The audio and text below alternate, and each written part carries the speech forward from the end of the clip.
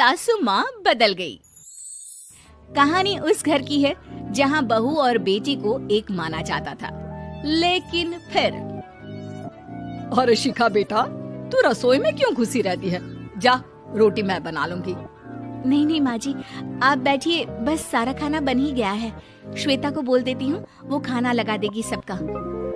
Sorry भाभी, मेरे पास वक्त नहीं है। माँ, मुझे पैसे देना, पार्लर जाना है। हाँ हाँ चली जाना, भाभी को भी ले जाना।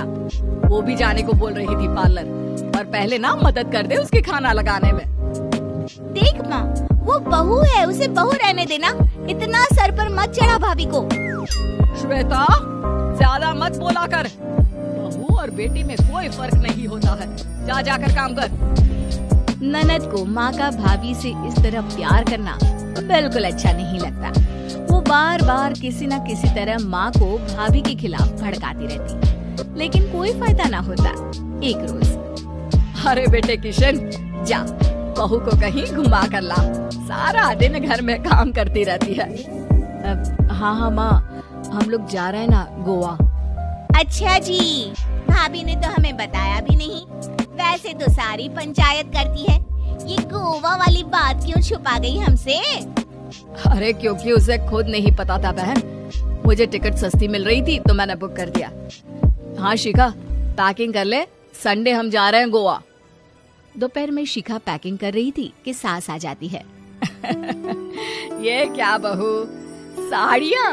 अरे गोवा जा रही है घूमने या फिर शादी में मायके हैं? माँ जी, ऐसा कुछ है ही नहीं, समझ में नहीं आ रहा क्या रखूं कपड़े में। अरे तेरी और श्वेता की साइज तो एक ही है। उसके कुछ मॉडर्न कपड़े ले ले, आकर लौटा देना। हाँ माँ जी, ये ठीक रहेगा। शिखा श्वेता के पास जाती है और उससे कपड़े मांगती है। ना जी ना, मैं अपने कपड़े ना दूं। वैसे भी फैल जाएंगे मेरे कपड़े, बहुत महंगे वाले हैं। शिखा मुंह लटकाकर कमरे में आ जाती है तो सास कहती है, चल तैयार हो जा, तुझे मैं शॉपिंग करा कर लाती हूँ गोवा की। बस फिर क्या था, सास बहू निकल जाते हैं मार्केट और एक से बढ़कर एक ड्रेस खरीद कर घर आते हैं।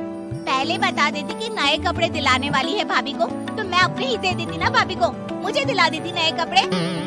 देख श्वेता, परिवार का मतलब सबके साथ रहना होता है, ना कि सिर्फ अपना सोचना। वैसे भी तुझे अच्छे संस्कार सीखने चाहिए। और रही बात कपड़ों की, तो शिखा, आज से घर पर भी तू मॉडर्न कपड़े ही पहनेगी। कोई जरूरत नहीं है ये साड़ी वाड़ी लपेटने की। अब क्या था, घर पर श्वेता और शिखा एक जैसे रहते। एक बार पड़ोसन आती है। अरे बेटा, अपनी माँ को तो बुलाना जरा, बात करनी है। शिखा सास को बताती है और रसोई में चली जाती है। ये आपकी बेटी बहुत बड़ी हो गई है, इसके लिए एक रिश्ता है, कहो तो बता दूं। ये बेटी नहीं बहू है, घर में सब एक जैसा ही रहता है। वैसे मेरी बेटी भी बड़ी हो गई है, कोई रिश्ता हो तो जरूर बताना।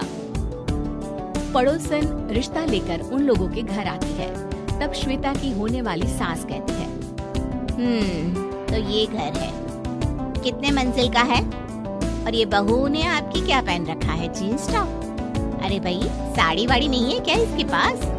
देखिए, सर्दी है तो साड़ी में बहू कैसे मैनेज करती, वैसे पहनती है साड़ी भी। देखिए, हम लोग ठहरे पैसे वाले लोग, कोई कमी नहीं है हम लोगों के पास पैसों की, बहुत पैसे हैं, जमीन, नौकर चाकर, कार, सब कुछ है, लेकिन घर में संस्कारी बहू चाहिए। समझ रही है ना आप? सास कुछ कहती कि श्वेता बोल पड़ती है, हाय रे, नौकर चाकर से लेकर जमीन, कार, पैसा, हाँ, मुझे रिश्ता मंजूर है मुझे। अरे रुक जा श्वेता, मैं बात कर रही हूँ ना। देखिए, हम लोगों के घर इतनी आजादी नहीं मिलेगी। अरे हाँ कर देना माँ, हाँ कर दे जल्दी से। सास क्या करती, बेटी की शादी ऐसे घर में कर देती है जहाँ ना उनके विचार मिलते हैं और ना ही आचार। शादी की बात एक रोज फोन पर, श्वेता बेटा, एक बार घर आ जा, बहुत दिल करता है तुझे देखने का। माँ, वो घर पर बहुत काम होता है, कैसे आऊँ? बड़ा घर है, लेकिन आने जाने वालों की लाइन ही लगी रहती है। बेटा मैं तो जानती थी उस घर का हाल, लेकिन तू ही नहीं मान रही थी। माँ देख, हर घर का यही हाल है। तेरी बेटी को यहाँ घूंघट हटाने की परमिशन नहीं है और एक तरफ भाभी स्कर्ट पहनकर घूम रही है। बेटा मुझे क्या पता था कि मेरी बेटी को ससुराल के नाम पर पिंजरा मिल जाएगा। अच्छा माँ, फोन रखती हूँ, सास को गर्मा गर्म रोटी खिलानी है। तुम लोगों की तरह नहीं कि एक रोटी बनाओ, एक सब्जी बनाओ, फिर सारा दिन फ्री होकर घूमो। सास फोन तो रख देती है, लेकिन सोच में पड़ जाती है कि एक तरफ बेटी जिसे कोई आजादी नहीं, वहीं दूसरी तरफ बहू जिसे देखकर लगता ही नहीं कि उसकी शादी भी हुई है। अगले रोज। शिखा, अरे ओ शिखा। हाँ माँ, क्या हुआ? कुछ चाहिए आपको? मैं जिम जा रही थी। जिम के कपड़ों में बहू को देखकर सास को घूंघट में अपनी बेटी का ख्याल आता है। देख बहू, घर में बहू की तरह रहा कर। इतने टाइट कपड़े पहनकर जिम जाना पसंद नहीं मुझे। जा जाकर रोटी बना। रोटी? माँ अभी तो शाम के 6 बजे हैं। इस वक्त रोटी? अब क्या मेरे खाने पीने पर भी पहरा है? अरे जब मर्जी तब मैं अपने घर में खा भी नहीं सकती क्या? बहू को अजीब लगता है। वो समझ नहीं पाती कि जो सास कल तक इतनी सपोर्टिव थी, उन्हें अचानक से क्या हो गया। वो किचन में जाती है, गरम रोटी के साथ 2 तरह की सब्जी, रायता, सलाद सब लेकर सास के पास आती है। माँ जी, खाना। इतना सारा खाना? राक्षस समझा है क्या मुझे? रोटी मांगी थी मैंने गर्मा गर्म बस। पर माँ जी, रोटी खाती किससे आप? सब्जी तो बनानी थी ना। अरे भूख मर गई मेरी तेरी बहस से। जा जाकर काम कर, अंदर पूरी रसोई साफ कर। बहू अंदर चली जाती है। थोड़ी देर में श्वेता घर आती है। अरे शिखा, जल्दी से चाय ला, पकवान बना, मेरी बेटी आई है। अरे नहीं नहीं माँ, ड्राइवर बाहर खड़ा है। मैं तो घर का कोई सामान खरीदने के बहाने यहाँ आ गई हूँ। मुझे जाना होगा। अरे बेटा, पर कितने दिनों बाद देख रही हूँ तुझे। रहने आ जाना 2-4 दिन के लिए। आ जाऊंगी माँ, जब मेरी सास मरेगी तब। मैं तो रोज मन्नत मानती हूँ कि मेरी सास मर जाए तो अच्छा है। अच्छा चल, जा रही हूँ माँ।